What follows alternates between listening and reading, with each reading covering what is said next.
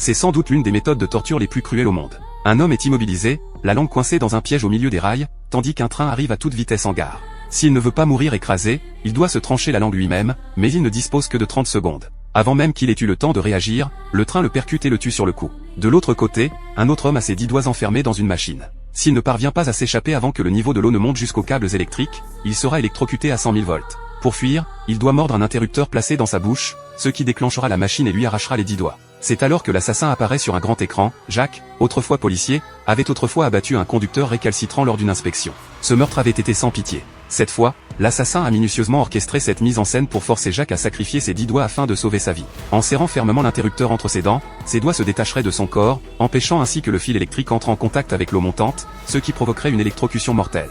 Le temps imparti passe, Jacques mord avec acharnement, mais ne réussit pas à terminer l'épreuve en 60 secondes. L'assassin envoie ensuite une vidéo à la police, affichant son arrogance et lançant un avertissement à tous. Suivant l'adresse visible dans la vidéo, le chef de la police organise aussitôt une opération pour capturer le coupable. Mais c'est un piège, Lisa tombe nez à nez avec l'assassin masqué d'une tête de cochon. Alors qu'elle tente de chercher de l'aide, la porte se referme derrière elle.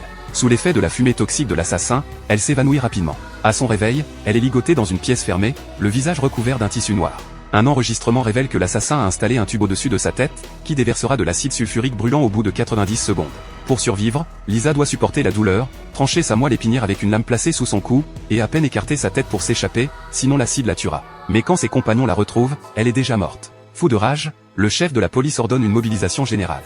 Pourtant, il ne se doute pas que l'assassin s'est aussi attaqué à lui. À son réveil, il découvre sa main gauche enfermée dans un tuyau, avec une scie à métaux posée au sol.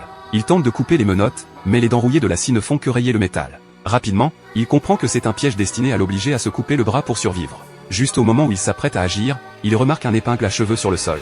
Après quelques essais, il parvient à déverrouiller ses menottes. Mais en sortant du couloir, il aperçoit son adjoint suspendu dans les airs, un enregistreur pendu au cou. L'assassin révèle que l'adjoint avait cruellement tué son chat à la maison.